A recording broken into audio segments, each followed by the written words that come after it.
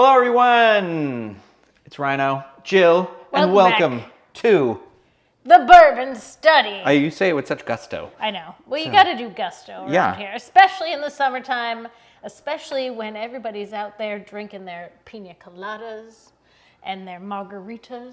But if you're not a drinker of any of those things, but you're in the mood for a marg, we've got the solution. See, I love a good margarita. I love a good margarita, part one of that sentence. Part two, somebody stopped me at Epcot once, and they were like, oh yeah, we love, making mixed drinks and everything like that. And they're like, an old fashioned, they were like, is really the breakdown. It's a type of a drink where they were like, it's liquor, bitter, syrup, and I always think about that often, where like you take those components of how a drink is assembled and apply it to new drinks. The Cocktail and Co. Death and Co. book is talking about, is saying that there's only like 6 drinks total. Yeah. Like there's 6 ways to make a drink, and then all of everything else is a derivative of an old fashioned or a Manhattan or whatever. What's that called in literature? That's like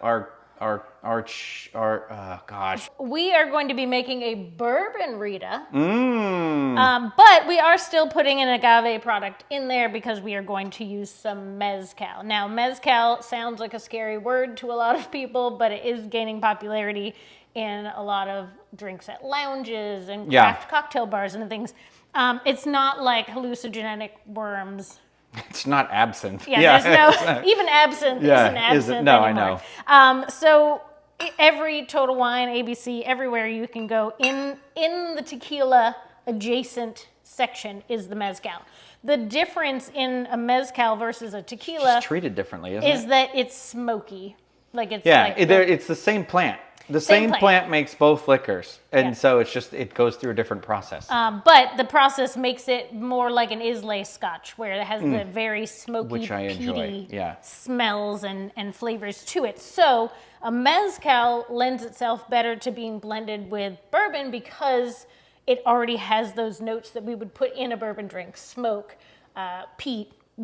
All those whiskey adjacent flavors are in a mezcal. So we're going to be getting rid of tequila for this Rita. Because it's bourbon. And in the place of that, we're going to use mezcal. Yes.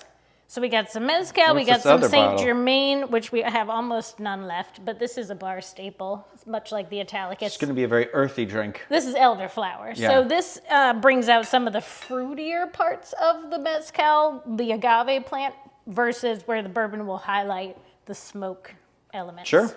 And then some syrups, classic blood orange. If you have actual blood oranges, you could use the juice of some of that. We don't, but we do have the Monin syrup, blood orange, and of course the dragon fruit, which is another bar staple. I don't think I've ever seen either of those two fruits in real life, like with my own eyes. Oh, you can get blood oranges at Publix. Are they like red? On the inside. The outside looks like a regular orange. Interesting. Maybe that's why I don't think I've seen them, because they're hiding. We have to go on the hunt. Yeah, we'll have to try and find Actually, this is the time of year that you can get all of those exotic fruits from a regular grocery store. You don't have to go to like Whole Foods or specialty grocer. You can get dragon fruit right now. You can get passion fruit. You can get star fruit. So you can get fancy with this. So in the summer, that's when you can get all your weird fruit at a normal price. So we're going to start, of course, with 2 ounces of bourbon. Because we have our wits about us. Because we're sensible people like that. Jeez. And then we're going to do a 1/2 ounce of mezcal. Yeah. What's this is Shikaru? This was just like a mid-shelf priced one at Total Wine. But this is a reposado, so this one's aged, so it's going to have more of the smoky flavors than just a straight clear one or an añejo. Yeah. The last one of my Flaviar subscription box sampling boxes I did was one that was like 5 mezcals, and I still haven't gone through it yet. Actually, I used one to make a drink. So 2 ounces of bourbon, 1/2 ounce of the mezcal, and a 1/2 ounce of the Saint Germain, which I do have on my. Yeah, we need to get more. We need more of everything. Right now we have we went through all the Grand Marnier, almost all the Saint Germain. It's all the standard mixers you're running out of. Okay, then we're gonna do a teaspoon. Just a splash. Of the orange and a teaspoon of the dragon fruit. And then just a squeeze, literally another teaspoon splash of fresh lemon. Lemon. And also fresh lime. Little lime. A little bit of that sour, that lemon lime. Which I didn't know that's what sour mix kind of is. I always prefer to use actual Oh, no, juice 100%. to sour mix. Because I feel like those get so sugary. Sour mix, you're like, what's in that? It gets tart. Ugh. All right. So you gotta do natural, low sugar, low carb. 2 ounces of bourbon, half ounce of mezcal, half ounce of Saint Germain, teaspoon, and squeeze. And then a shake. All right, then we're gonna do salt. This is the Margarita salt. You'll wanna get this for your bar anyway. If you don't already have it. You'll notice it's very flaky. Ice ball.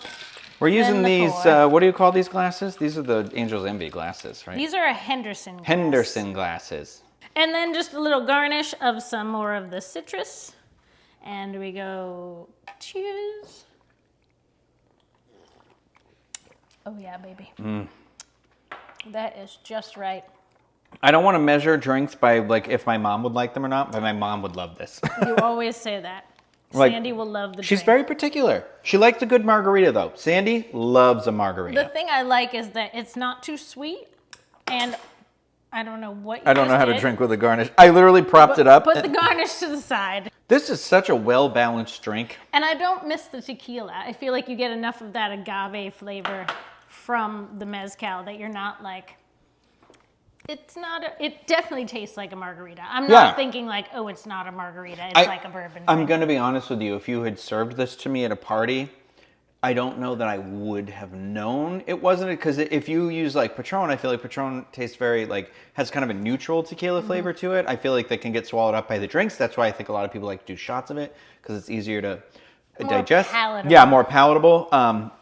So Yeah, I would I have think just guessed. I if would have been you like, were wow, a served good smoky this- margarita. If you were served this at like Epcot, you wouldn't even question it. Also, what's really nice about using the mezcal in this too is like if you don't have a drink smoker, like last night when I wanted to make a smoky drink, I don't have one yet. But you could just add a dash of this, or if you have an Islay Scotch, you could add a dash of that, and that will give you that smoke flavor without necessarily having to smoke the drink. This makes the calendar. This has got to be on the calendar. This is delicious. Yeah, this is like impossible, I think, to have just one. Yeah.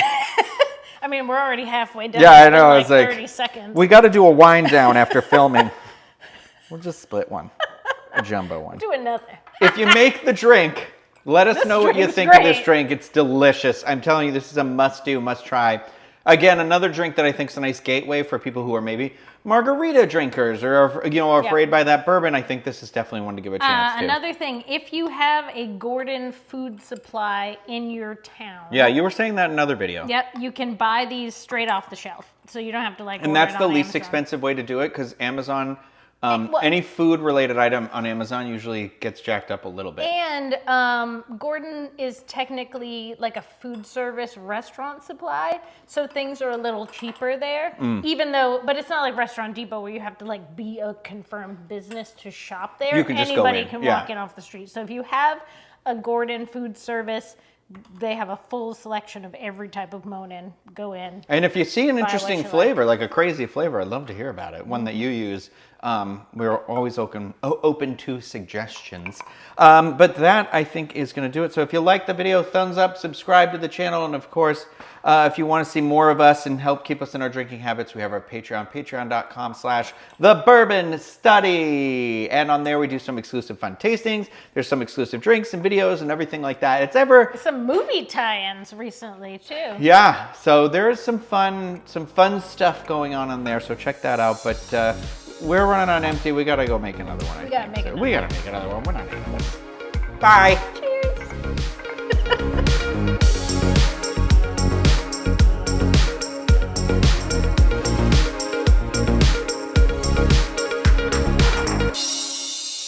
Discovering voices, building worlds. The Ampliverse.